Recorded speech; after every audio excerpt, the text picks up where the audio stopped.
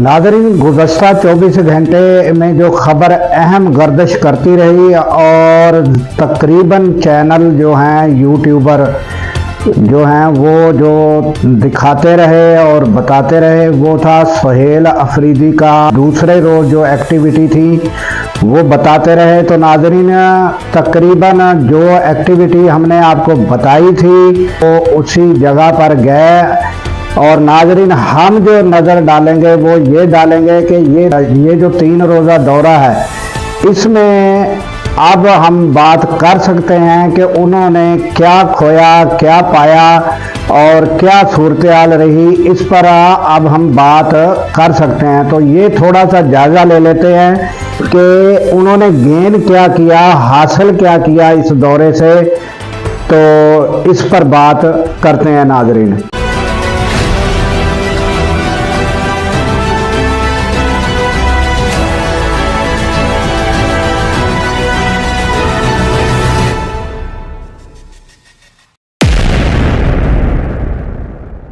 अस्सलाम वालेकुम, मैं हूं अब्दुल गफ़ार।